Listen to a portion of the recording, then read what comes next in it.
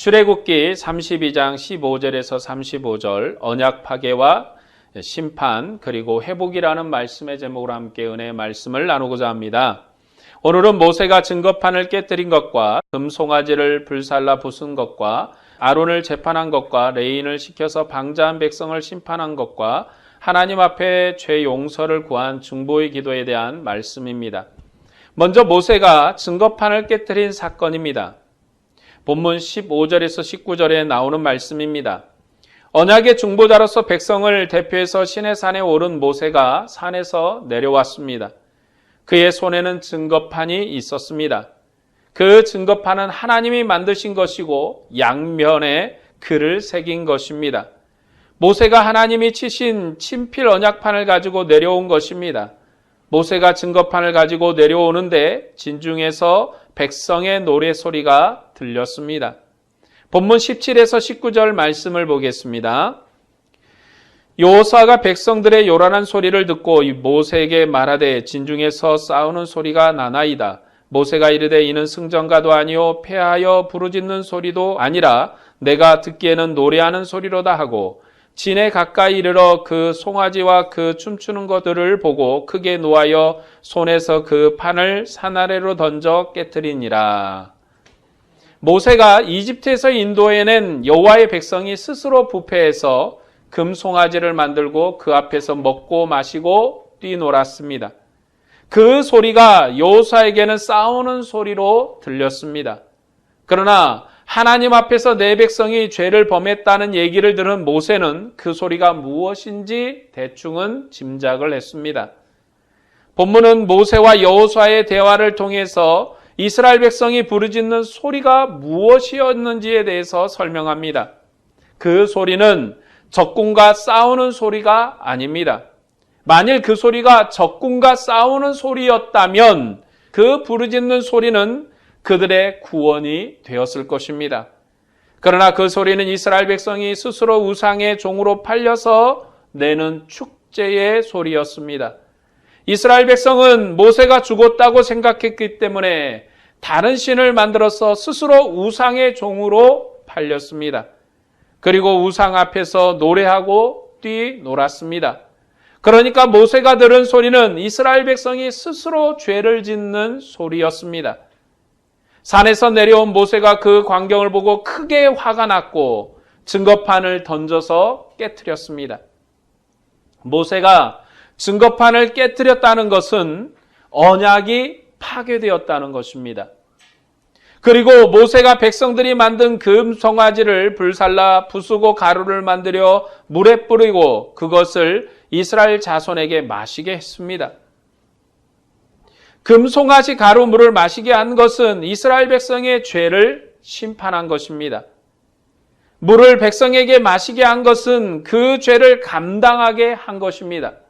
이 죄가 너희에게 책임이 있고 너희의 걸림돌이 되고 너희가 감당할 죄라고 그렇게 선언한 것과 같습니다.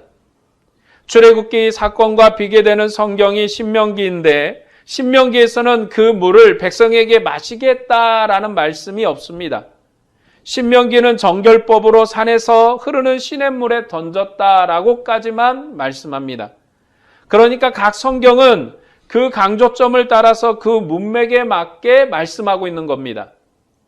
이 사실을 모세가 창세기도 출애굽기도 민수기도 그리고 신명기까지도 모세가 5권의 성경을 다 썼는데 그 내용을 몰라서 신명기에서는 이 내용을 빠뜨렸을까요?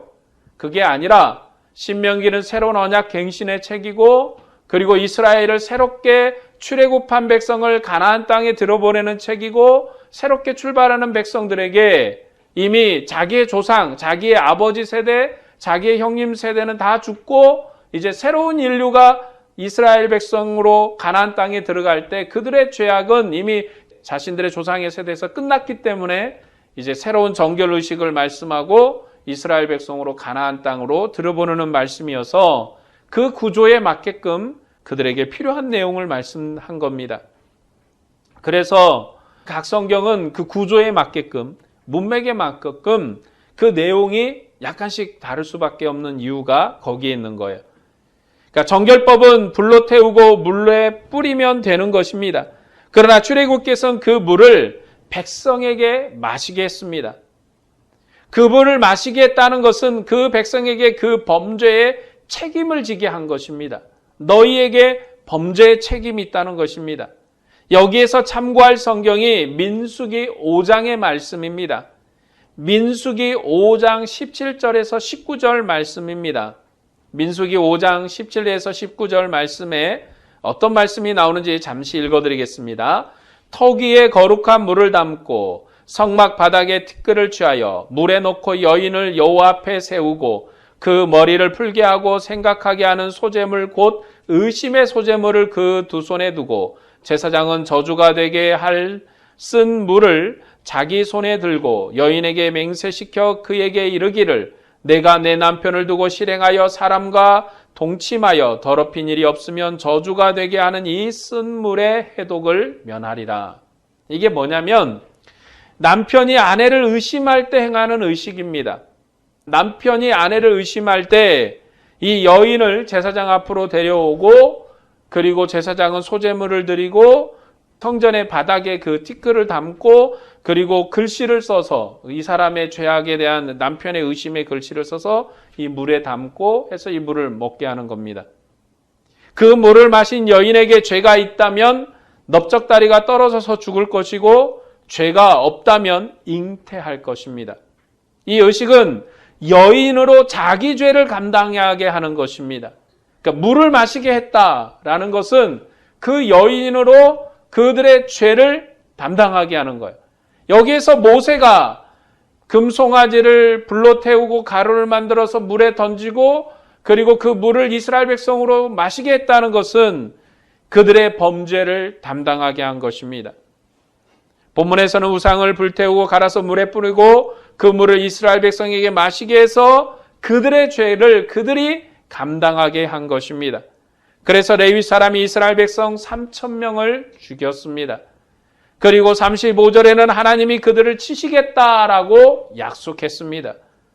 레위 사람이 3,000명을 죽인 것이나 하나님이 친히 이스라엘 백성을 치신 것이나 이스라엘 백성으로 자기 죄를 감당하게 한 것입니다. 그러니까 이스라엘 백성이 마신 금송아지 가루물은 그들의 죄에 대한 하나님의 판결입니다. 모세는 증거판을 깨트림으로 하나님의 언약이 파괴되었음을 보였습니다. 언약 중보자인 모세가 보기에 죄를 지은 이스라엘 백성에게 하나님의 언약이 합당하지 않았다고 판단한 것입니다. 그리고 언약 파괴의 책임이 이스라엘 백성에게 있기 때문에 그 죄를 판단하는 의미로 금송아지 가루물을 이스라엘 백성에게 먹인 것입니다. 지금 여기에서 우리가 생각할 건 뭐냐면 항상 이 출애굽기는 관계에 대한 얘기입니다. 어떤 관계입니까? 언약의 관계입니다. 이스라엘 백성이 우상을 섬기는 것은 하나님을 욕되게 하는 것입니다. 그리고 그들이 그들의 죄를 감당하는 것은 하나님과의 언약이 파괴된 책임을 감당하는 것입니다. 우상 숭배의 행위의 문제로 발생한 하나님과의 언약 파괴의 책임을 감당하는 겁니다. 그래서 모세가 하나님의 중보자로 언약이 파기되었다고 선언을 했고 그리고 그 책임을 이스라엘 백성에게 있다 하여 그들에게 금송아지 가루의 물을 먹인 것입니다. 언약 파괴의 책임의 그 범죄를 그들이 책임지는 것입니다. 그것은 하나님의 심판을 이스라엘 백성에게 선언한 것입니다. 두 번째로 모세는 아론을 재판했습니다. 모세는 아론에게 백성과 아론의 죄를 신문했습니다. 그런데 아론은 백성의 악함을 탓하면서 자기의 무거운 죄를 변명했습니다. 백성의 제사장인 아론은 여호와의 백성을 죄로부터 지키지도 못했고 백성을 방자하게 했습니다. 이스라엘의 대표인 아론이나 백성이나 여호와께 목이 곧고 부패한 자들이었습니다. 백성만 부패하고 죄를 지은 것이 아니라 백성의 대표인 아론도 부패하고 죄를 지었습니다. 그뿐만 아니라 백성의 대표인 아론은 자신의 책임을 백성의 악함 때문이라고 변명했습니다. 아론은 자기 백성을 죄로부터 지켜야 될 의무가 있는 자입니다. 자기 백성의 보호자이고 자기 백성의 인도자이고 자기 백성을 돌봐야 될 목자 같은 제사장입니다. 그런데 이 아론은 자기 백성을 죄로부터 지키지도 못했습니다. 그래서 이스라엘 백성이 하나님의 심판을 받을 때 여호와께 긍휼을 구하지도 못한 것입니다. 하나님 앞에 얼굴을 들 수 없는 범죄를 지었기 때문에 자기 백성이 3,000명이나 이 레위 사람들에게 죽을 때도 그는 아무런 말도 할 수가 없었습니다. 그것이 아론의 범죄이고 연약함입니다. 그도 믿음이 없고 완악한 것입니다. 아론이 이스라엘 백성을 방자하게 한 것은 그들로 금송아지 앞에서 먹고 마시고 뛰놀게 한 것입니다. 아론이 금송아지를 만들어 주었기 때문에 백성이 다른 신을 섬긴 것입니다. 아론이 다른 신을 만들어 주었기 때문에 이스라엘 백성이 여호와께 방자했습니다. 모세는 우상을 갈아 부은 물을 이스라엘 백성으로 마시게 했고 그 다음으로 아론을 재판했습니다. 그런데 아론은 그 모든 책임을 백성에게 돌렸습니다. 그들이 얼마나 악한 백성인지 모세가 알고 있는 것이라고 자신을 변명했습니다. 아론은 이스라엘 백성의 죄를 용서해달라고 기도할 믿음도 없는 자였습니다. 아론은 자기가 살기 위해서 백성을 죽음으로 내몬 자이기도 합니다. 자기는 책임이 없고 금을 던졌더니 금송아지가 나온 것이라고, 자기 백성의 악함 때문에 그렇게 된 것이라고 변명했습니다. 그러니까 이스라엘 백성이나 아론이나 언약의 하나님을 믿고 가까이 한 것이 아닙니다. 언약의 하나님을 믿은 것이 아니라 하나님을 마치 소멸하는 불처럼 여긴 것입니다. 그래서 이것이 아론의 범죄입니다. 세 번째로 아론을 재판한 모세는 이스라엘 백성을 심판했습니다. 본문 25절부터 29절 말씀을 보겠습니다. 모세가 본즉 백성이 방자하니 이는 아론이 그들을 방자하게 하여 원수에게 조롱거리가 되게 하였습니다. 이에 모세가 진문에 서서 이르되 누구든지 여호와의 편에 있는 자는 내게로 나오라 하며 레위 자손이 다 모여 그에게로 가는지라. 모세가 그들에게 이르되 이스라엘의 하나님 여호와께서 이렇게 말씀하시기를 너희는 각각 허리에 칼을 차고 진 이문에서 저문까지 왕래하여 각 사람이 그 형제를, 각 사람이 자기의 친구를, 각 사람이 자기의 이웃을 죽이라 하셨느니라. 레위 자손이 모세의 말대로 행하며 이날의 백성 중에 3,000명가량이 죽임을 당하니라. 모세가 이르되 각 사람이 자기의 아들과 자기의 형제를 쳤으니 오늘 여호와께 헌신하게 되었느니라. 그가 오늘 너희에게 복을 내리시리라. 이스라엘 백성이 금송아지를 만들어 그들을 이집트에서 인도하여 낸 여호와를 대신했습니다. 그것은 여호와를 원수의 조롱거리가 되게 한 것입니다. 이스라엘 백성은 이집트 사람이 섬겼던 신을 섬기면서 그것이 바로 여호와라고 했습니다. 여러분, 이스라엘 백성이 어떻게 금송아지를 만들었을까요? 갑자기 금송아지를 만든 게 아니라 사실 이집트에 있던 신입니다. 이집트에 있던 신은 자신들이 과거에 봤던 거예요. 아니, 과거도 아니죠. 얼마 전에 봤던 겁니다. 자신들의 습관을 따라서 그 신을 만들어 놓고 그것을 여호와라고 한 거예요. 그런데 하나님께서 이미 이집트의 신을 심판하시고 멸망시키셨습니다. 이집트의 신과 싸우셔서 승리하셨습니다. 그런데 이스라엘 백성은 이 여호와의 이름을 원수의 조롱거리가 되게 했습니다. 지금 이스라엘 백성이 광야에 있는데 이 광야에 있는 이스라엘 백성의 소식이 애굽에, 이집트에 전달이 안 됐을까요?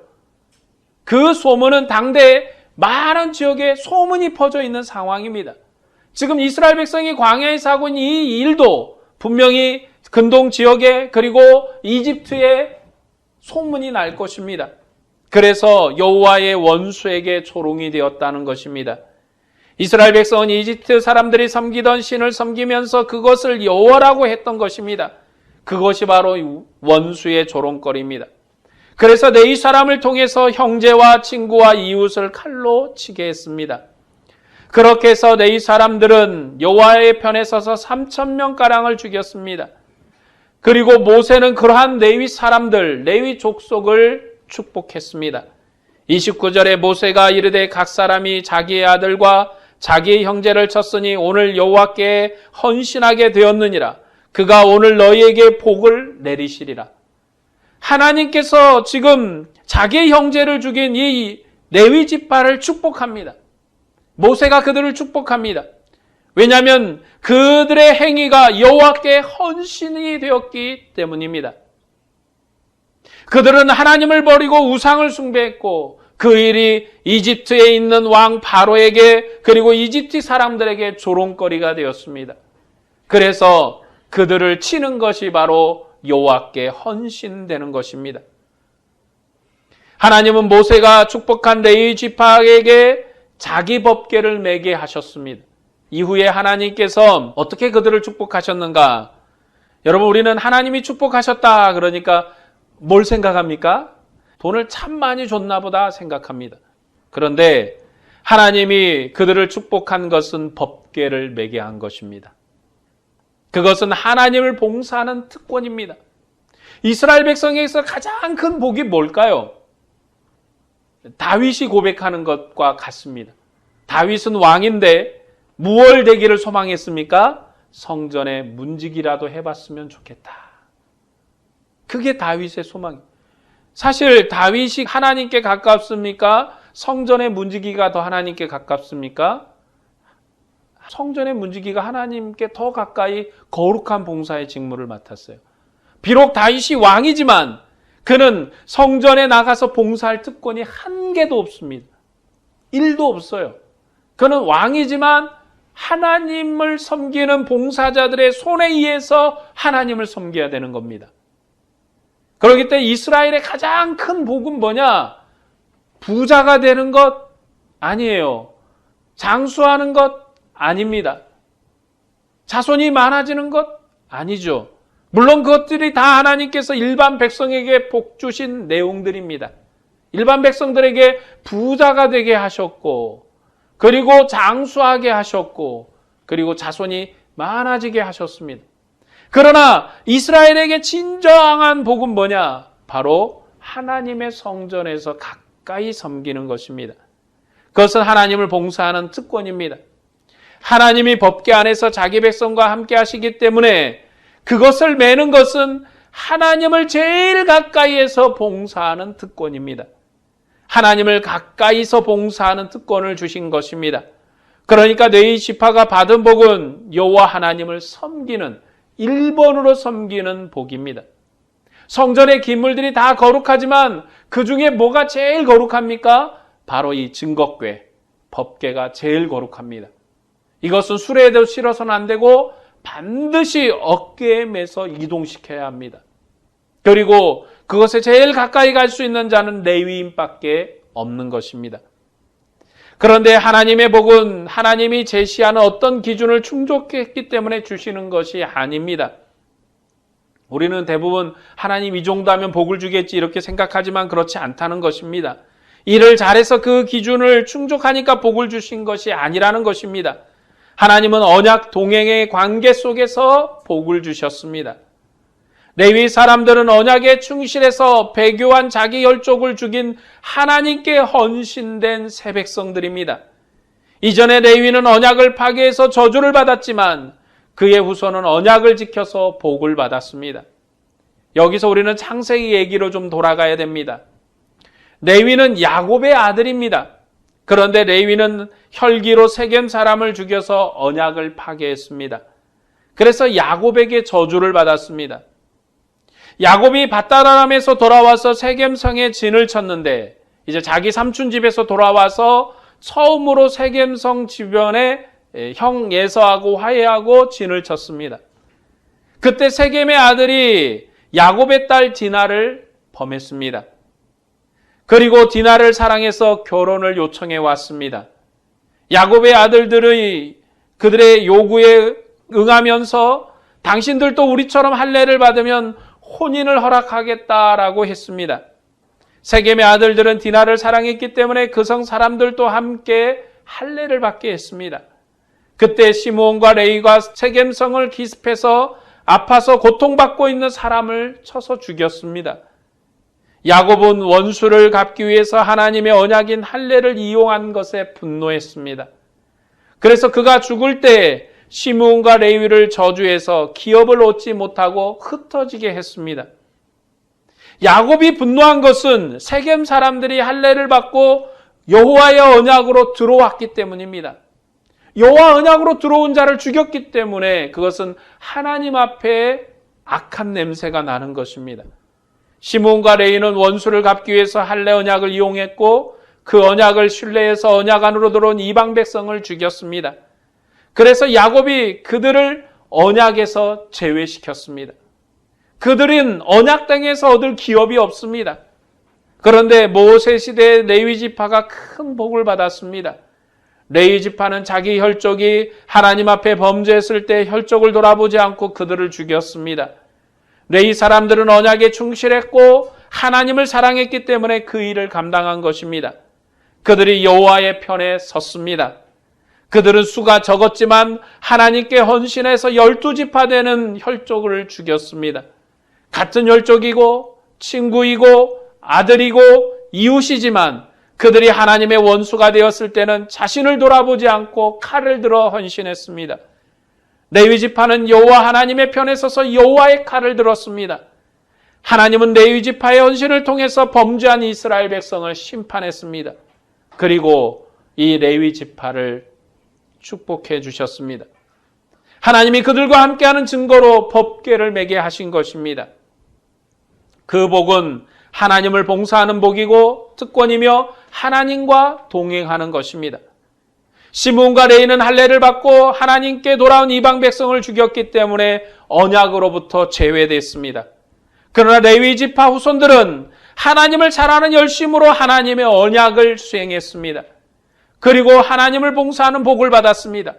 자기 혈족을 돌아보지 않고 여호와 편에 서서 칼을 들었습니다.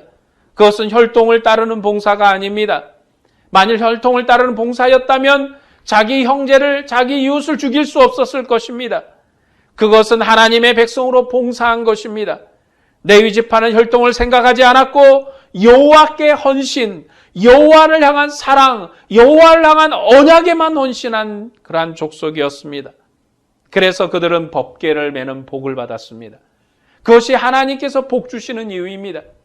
하나님이 무엇인가 이만큼 하면 복을 주겠다는 것이 아니라 하나님의 언약에 하나님의 약속을 믿고 끝까지 하나님의 편에 서는 자, 하나님을 따르는 자에게 복을 주는 것입니다. 그 복은 무엇입니까?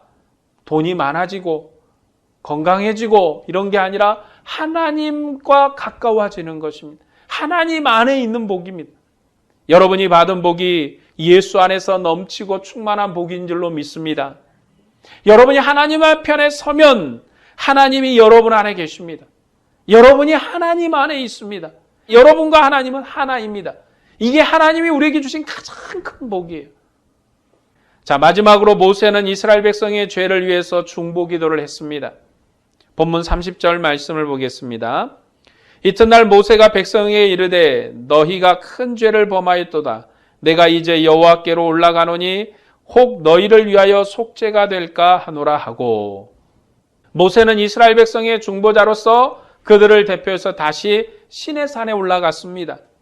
그는 여호와께 나아가 백성이 지은 큰 죄를 고백하고 용서를 빌었습니다. 만일 이스라엘 백성을 용서하지 않으면 자기 이름을 책에서 지워달라고 기도했습니다. 이스라엘 백성의 중보자인 모세는 자신과 이스라엘 백성을 하나로 같은 것으로 생각한 것입니다. 중보자는 자기 백성과 하나이기 때문에 그가 나가는 곳이 바로 백성이 나가는 곳입니다. 모세는 이스라엘 백성을 대신해서 용서를 구했고 그때 언약이 회복될 것을 약속받았습니다. 본문 33절에서 35절 말씀입니다. 여호와께서 모세에게 이르시되 누구든지 내게 범죄하면 내가 내 책에서 그를 지워버리리라. 이제 가서 내가 내게 말한 곳으로 백성을 인도하라. 내 사자가 내 앞에 가리라. 그러나 내가 보응할 날에는 그들의 죄를 보응하리라. 여호와께서 백성을 치시니 이는 그들이 아론이 만든 바 그 송아지를 만들었음이었더라. 하나님이 이스라엘 백성을 용서하고 다시 언약을 회복하시겠지만 반드시 죄를 범한 자를 죽이겠다 말씀하셨습니다. 그리고 그렇게 하셨습니다. 아론과 백성이 함께 금송아지를 만들었기 때문에 백성을 치신 것입니다. 그러나 하나님은 중보자의 기도를 들으셨습니다. 그리고 자기 백성을 인도하는 중보자에게 대표권을 다시 주셔서 인도하게 했습니다. 그러나 자기 백성의 죄는 반드시 심판했습니다. 어떻게 심판하셨습니까? 하나님은 여호와의 언약을 지키지 않는 이스라엘 백성 60만을 광야에서 죽이셨습니다. 이스라엘 백성의 심판과 용서가 예수 그리스도를 통해서 완성되어 우리에게 왔습니다. 하나님이 이스라엘 백성의 반복되는 언약 파괴에도 자신의 신실함으로 언약 역사를 완성하셨습니다. 하나님은 역사의 마지막에 사람의 중보자가 아니라 자기 아들을 우리의 중보자로 보내셨습니다. 하나님의 아들은 아버지의 뜻을 따라 자기 백성의 죄를 대신해서 죽임을 당하셨습니다. 그리고 그는 부활하셔서 영광의 보좌에 오르셨습니다. 그리고 성령을 자기 백성에게 주셔서 하늘에 속한 새로운 인류로 교회를 지으셨습니다. 이제 언약에 신실하신 하나님의 역사가 예수 그리스도 안에서 십자가의 죽음으로 완성된 것입니다. 이스라엘은 반복해서 하나님의 언약을 파괴했습니다. 여러분, 이스라엘 백성은 여기에서도 부패했고 그들의 후손 계속해서 부패해서 반복적으로 하나님의 언약을 지키지 않았습니다. 그런데도 하나님은 이스라엘 백성에게 신실하셨습니다. 왜냐하면 자기 영광을 위해서 자기 언약에 신실하셨기 때문에 그렇습니다. 이스라엘의 역사에서 모세와 다윗과 같은 신실한 중보자가 없었습니다. 모세와 다윗은 자기 생명을 걸고 이스라엘 위해서 중보했습니다. 그러나 이스라엘의 많은 대표자들은 아론과 같았습니다. 이스라엘의 많은 대표들은 아론과 같았습니다. 그래서 하나님이 자기 아들을 자기의 백성의 중보자로 보내신 것입니다. 역사의 마지막 때가 되었을 때 하나님의 아들을 우리의 중보자로 보내신 것입니다. 하나님의 아들이신 예수 그리스도는 이전에 종이었던 중보자와는 다른 분입니다. 그는 하나님의 아들이시기 때문에 아버지의 영광을 위해서 아버지의 뜻에 온전히 순종하신 분이십니다. 그래서 자기 백성을 위해서 대신 죽임을 당하셨습니다. 그리고 하늘에 속한 새로운 인류인 교회를 지어서 영원히 아버지와 아들과 성령으로 교회와 함께 계십니다. 오늘 하나님의 인도하심을 받는 교회가 하나님의 영광이고 하나님의 은혜의 생명을 받은 교회입니다. 레위 지파는 하나님의 법궤를 메는 복을 받았지만 우리는 하나님과 함께 영원히 동행하는 복을 받았습니다. 그것이 우리에게 주신 가장 큰 축복입니다. 하나님의 영이 여러분 안에, 또 여러분이 하나님 안에 있는, 우리가 하나님으로 하나인 관계로 주님과 동행하는 복이 우리에게 주신 가장 큰 복입니다. 하나님이 오늘 또 우리와 함께 하고 계십니다. 이것이 우리의 복이고 우리에게 주신 하나님의 영광이며 구원 역사의 완성입니다. 이 복을 누리며 주님과 동행하는 백성으로 하나님의 영광을 위해서 사시기를 바랍니다. 뇌인처럼 하나님의 편에 서서 하나님만을 위해서 어떠한 일들도 감당하며 주님 앞에 헌신하는 여러분들이 되시기를 바랍니다. 오늘도 여러분에게 주님의 은혜와 평강이 충만하기를 축원합니다. 기도하겠습니다.